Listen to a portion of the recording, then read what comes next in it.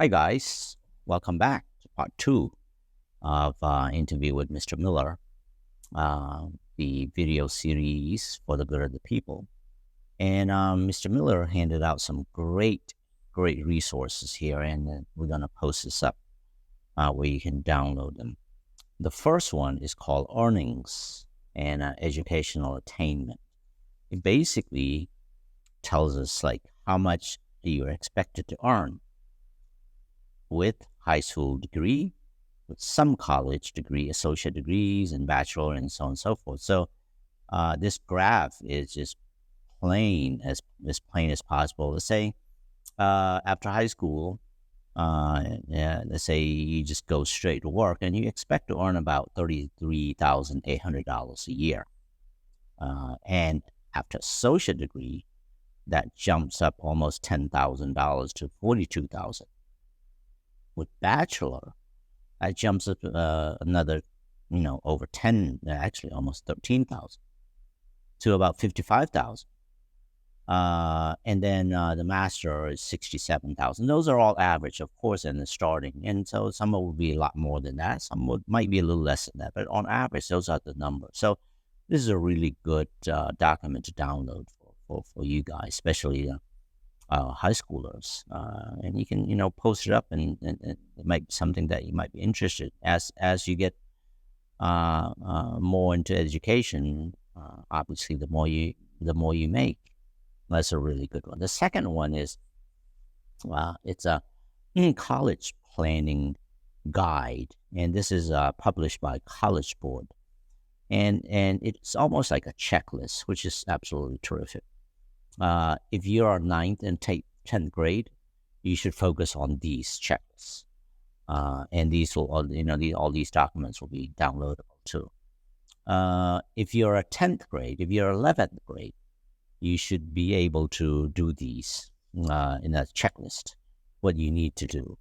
If you're in spring quarter in 11th grade, you should focus on these. So these are checklists, which I love. Checklists, really like checklists.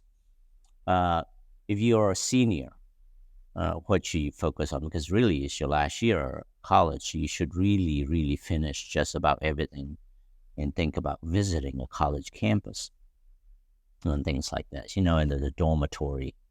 One thing great about here is with some great colleges is that they require the first 2 years for you to live in a dorm. And that is absolutely terrific. It's a terrific experience. You go out in the dorm, you have a roommates. You live on campus. You live on campus. You eat campus food, and it's just amazing experience. I mean, I remember my first year. It's been over 20 years, but I still remember my freshman year. It's just amazing experience in college. I highly recommend you guys go live on campus for 2 years, and so experience the whole college world out there. Okay, so the next handout Mr. Miller gave us is it's one of the things that's really interesting. This one. It says the paths to education after high school. We talked about the college path, I guess. Associate degree, bachelor degrees. For some masters and advanced degrees, and so on and so forth. Now, there's also a different path for some of us, which is like military, which is absolutely a terrific program. Uh, Even ROTC through that is a great program. So military is also another one that we can also think about. The other one is called apprenticeship, and that is really kicking off in many states here, because really it's 2 to 5 years of occupational training programs where actually students learn those skills for the specific fields, such as like hands-on, such as many different things, electricians, or so many different things, commercial loan officers, pharmacy support staff, data analysis. So those are really apprenticeship program that's out there for the people who are not really for college route. The other one is all called trade programs, and that usually takes 1 to 2 years. And those are really professional training programs, and that they're really really good. For example, this is like medical dental assistants, robotics technicians, business managers, IT specialists. I mean, you can go on. I remember in Atlanta area, the medical technician.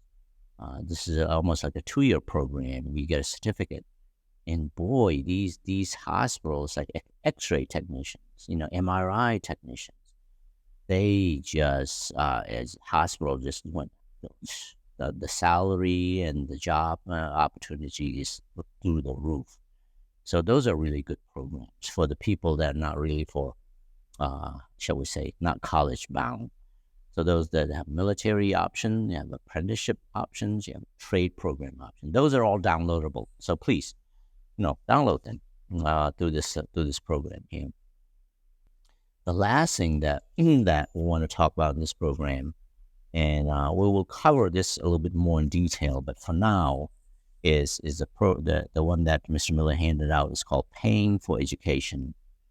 Of course, this is after high school. So we have like 4 different programs. One is this is mostly for college bound things like grants. There's plenty of them out there. There's scholarships. There's plenty of them out there. Work study program, and of course that federal student loans program.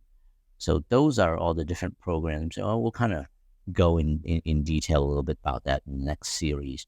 But one of the great opportunity is that just about every state here in America, the theme or the goal really for a state is that for anyone that wants to be pursue the education route, money should not be a barrier. In other words, the old saying, "Hey, I don't have enough money, so I can't go to school," that is not there anymore.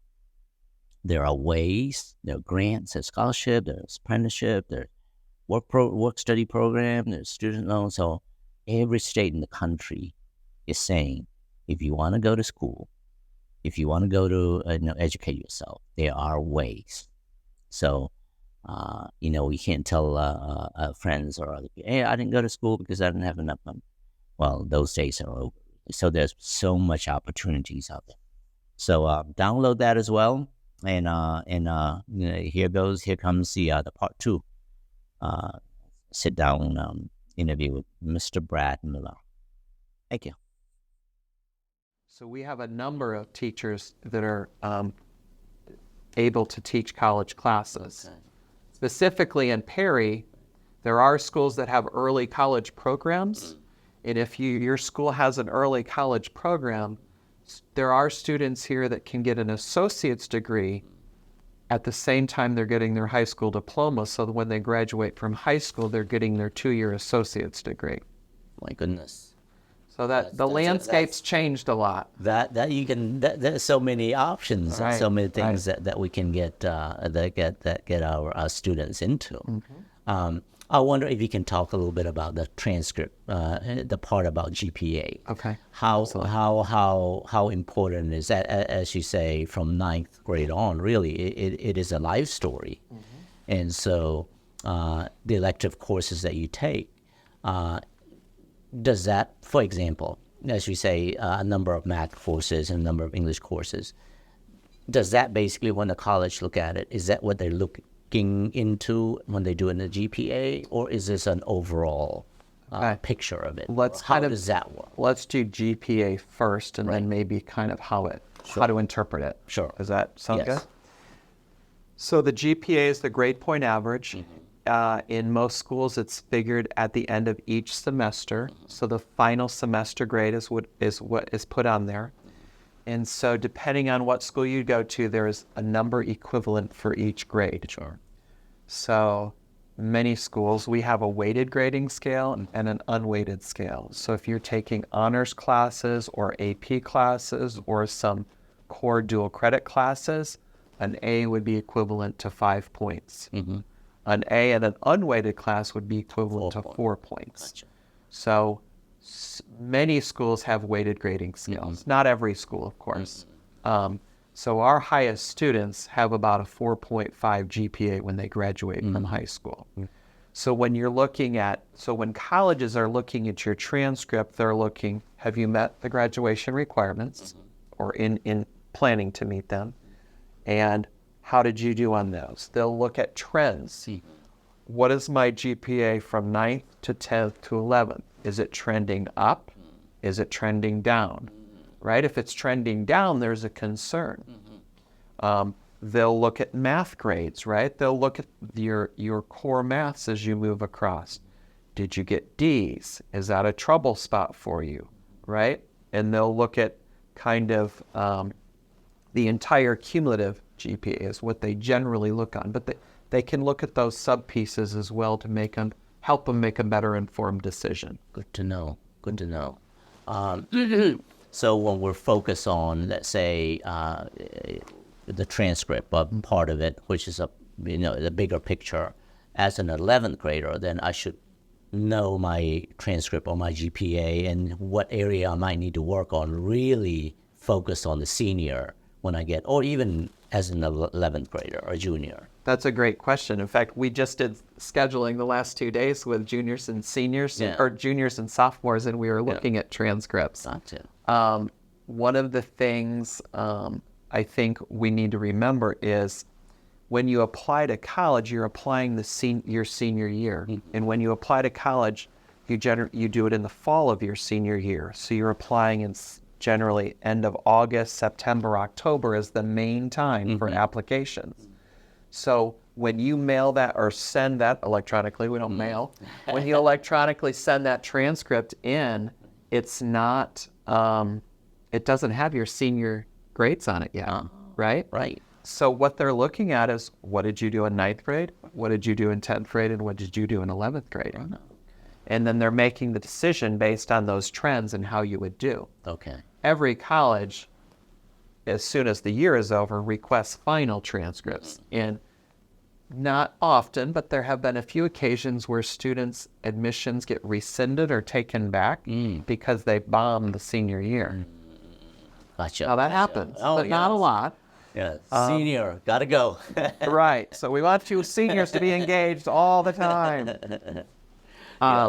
And so that's just kind of part of the process. So that's why 9th grade grades matter and they're important. I think a lot of kids, have been in middle school, and if they haven't done well in grades and they've moved on, there's no real record of it, right? Nobody's ever seeing it. Right. Going back to the transcript, is it a good idea to have an appointment with a counselor during the sophomore year or junior year to say, okay, you have done these in 9th and 10th grade. Now you might want to focus on these as you go on your junior year.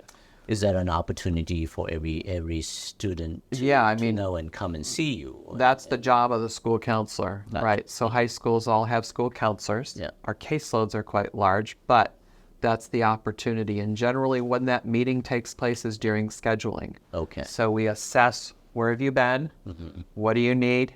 And where are we going? Gotcha. And those are kind of the pieces we look at, because I think our goal is, what is your plan after high school? We want students to have a plan. Gotcha. And college isn't the only plan. That's right. And which we'll talk about in just a minute. Okay. And so I guess that's all I got to say. And should they come to you and say, I need an appointment, or is this something automatically We automatically schedule those, but at any point, students email us all the time, or they ask for appointments. Right. And so a parent should remind the 11th grader or 10th grader and say, have you talked to your counselor this year? And we have parent meetings as well. So if a parent wanted to come in and talk to us, we'd be happy to meet with them with their child. And if they have concerns, right, not just academically, but any type of concern, we would love to address that with families. That's a great idea. I have my list, but it's just going so well, so I'm not even looking at my list. So we appreciate it. So you mentioned about other options in college, or even right before that, maybe we can talk about, in general, as a high school senior or even a junior, those community involvement, those outside involvement, does that play a part in college entrance applications? For example, we're active in a youth group, and does it matter if I'm just a member or if I am, let's say, the secretary of a youth group? Right. Does that play a part at all in a college admission? It certainly can play a part in college admissions. Or sports, for that matter. Yes. Not just that. The main driver is going to be your transcript, right? Secondarily would be your athleticism, right? Your athletics. Because you have to kind of think about it. They want to have students that are successful at their universities and colleges. And so they want to try to get students that are interested in their schools and that will represent their school well. And so any extracurricular students do in high school can certainly enhance your profile. I think in a lot of cases it's more impactful for scholarships versus college admissions, to be honest with you. Sure. Leadership positions are certainly better, but participation is good. I think what I've been hearing more recently is it's kind of, there's some kids who put 15 things that I've done throughout high school, and I've done a little bit of everything. I think college admissions folks are starting to kind of want to see students who've done a few things well instead of a lot of things barely. Maybe a couple of years as opposed to 3 months there and 4 months. Right, or just like doing this. Right. Did I get really involved in an organization and try to make change or try to impact it and stuff like that? Absolutely.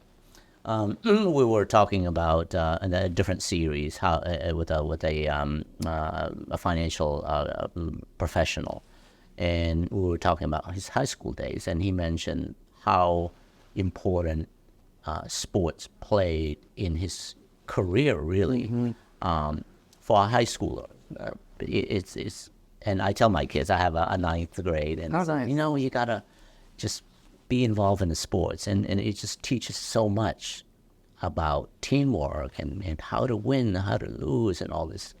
Is this something that you would recommend every high schooler to be involved in some sort of? Is this something as important as I would say, not GPA, but definitely as important as other community involvement as we talked about? Well, yeah, I mean, athletics can teach us so many things that other experiences cannot. Not everybody's gifted to be athletically inclined, so obviously not everybody may or have that opportunity, but I think sports definitely, creates character and builds leadership and allows, like you said, losses and winning and how that all plays together. It's certainly going to enhance the person, because ultimately, your ultimate goal is not to get to college, right? Your ultimate goal is to finish college, get a degree, and hopefully get a job, right? That's why we're going to college. And so Taxes. pay our taxes so we can be taken care of when we're old. That's right. But that's something that, I mean, I've heard from recruiters, right, for jobs, if they have had students that look the same on paper and one was a college athlete and one wasn't, they're going to go with a college athlete 9 times out of 10 just because of that piece. So certainly invaluable. And it just depends on the student. Gotcha. Sometimes smaller schools offer more opportunities for athletics for students, but we're in a world where a lot of times sports, kids start sports quite young.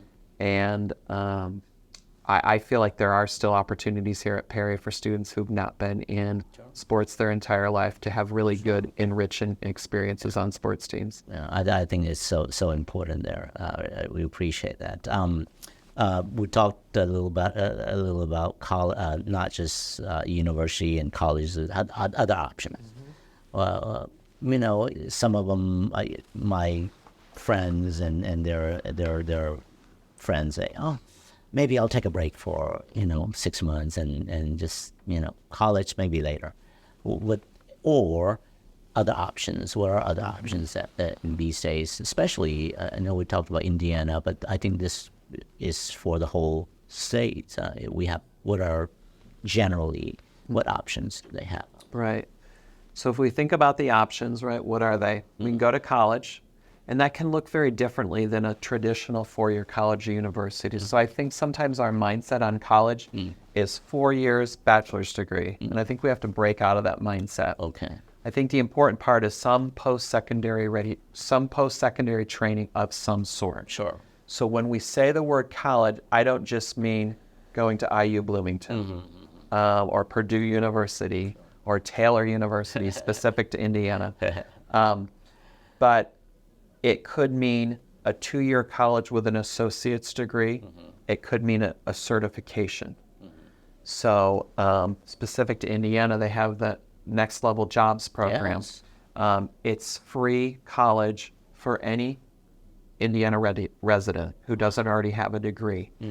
They've looked at 5 high-demand career areas, and they've determined we need workers, and we need to have workers trained.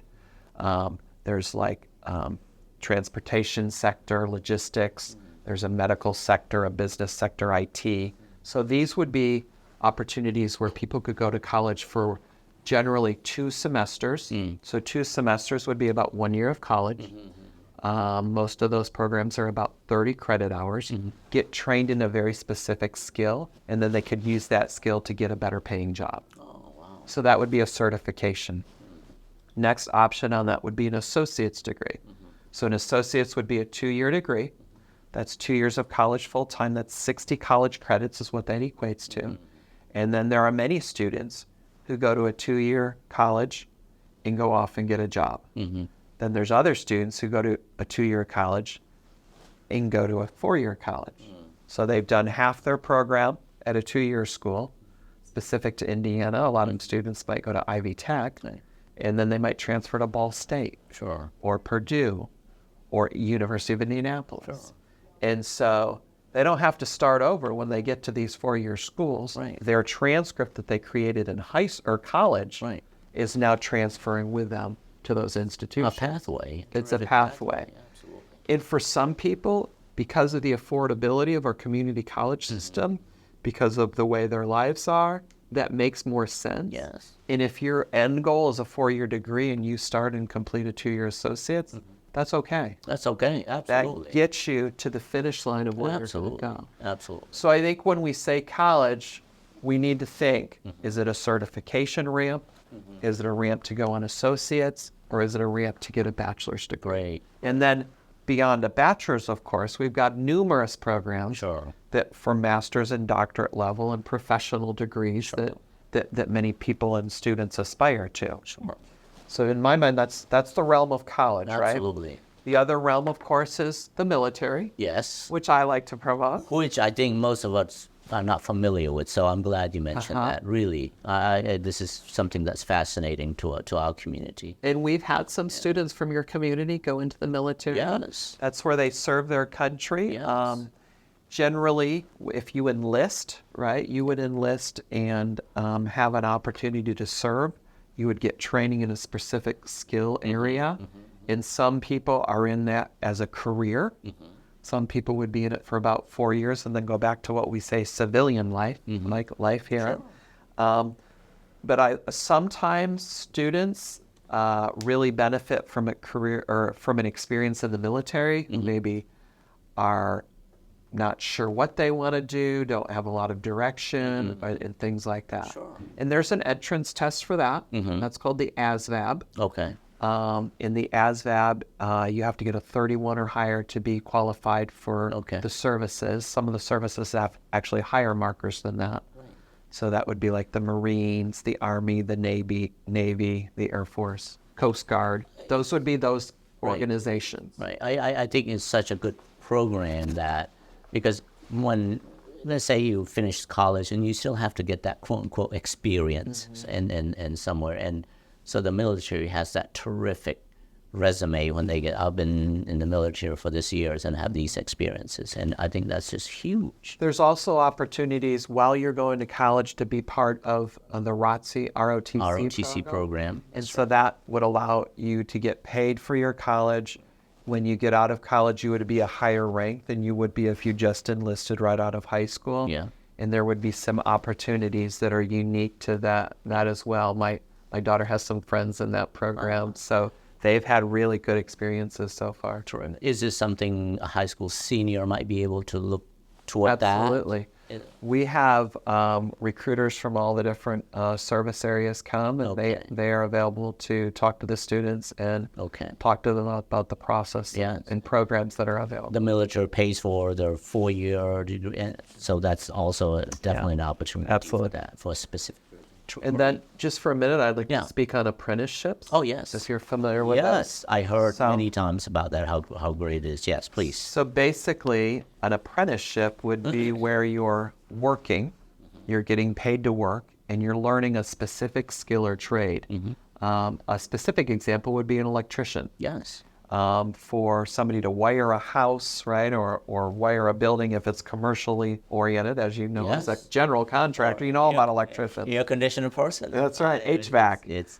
We can't get enough folks. That's right. It's amazing how many jobs there are. And generally, if you want to be certified, like as a union person, you would interview. You would take a drug test, and in some cases, you'd actually take a test. Yes. Sometimes you actually take a math test for some of those programs. And then you would be working for a company for about 4 to 5 years, learning all the specifics, and then when you graduate from that program, you become a journeyman, and then you would have the ability, right, to work for that company, or some people then start their own company, and then they have people underneath them that they're training and helping and working on. So I think sometimes we think those aren't viable careers, but they're very good paying jobs. Absolutely. And they really allow people who like to not sit at a desk and boring computer, people who like to move around, be active, a lot of problem solving in those jobs. And so I wish more students went to apprenticeships and learned about that. And, you know, there's examples of kids who started at college, weren't successful, and then they were like, you know what, I want to try an apprenticeship, and they're doing great. Absolutely. We have a group, we call them young, but mostly they're in their 20s and early 30s. That's in between, I would say. And with these options that we have, I think even it's really a good option for the folks the senior that say, I don't know what I want to do yet. You know, I don't know my major yet. Right. I think these options are really, really foundational things that they can definitely take into. But so that's kind of college, apprenticeships, military. Yeah. We don't want your kids sitting on your couch at home when they're graduated. You know, I'm fighting with my kids about this. Gaming. It's everywhere. So we talked a lot about students, 10th and high school parents. You know, as you mentioned, it starts at home, and we truly believe in that. How can a parent be more involved in school, in the building, or what some of the programs that are out in places? A teacher has to come in and volunteer for a number of hours sometimes, or things. So what would you suggest to a parent of a high school student? We want you to help us, right? That's the bottom line. We want you to be a support for your student. We want you to come to their athletic events.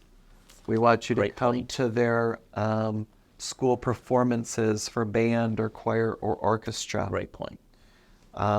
We want you to come to scheduling nights when we talk about what are the graduation requirements. We just had one Tuesday night.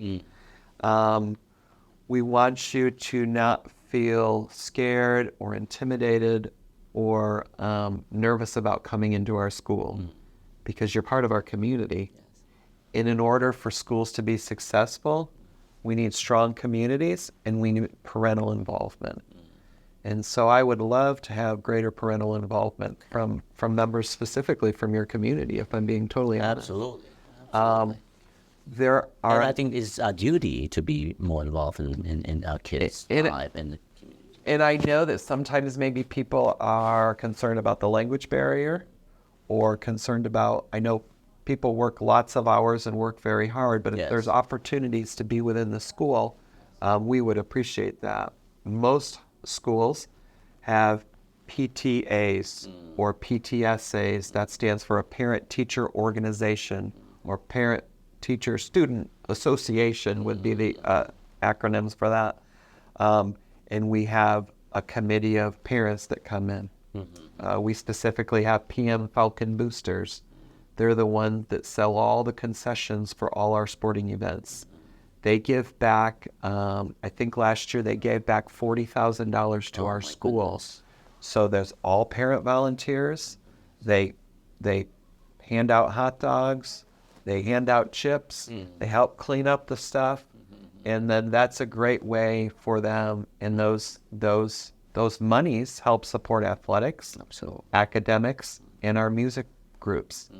And so most schools have an organization like that.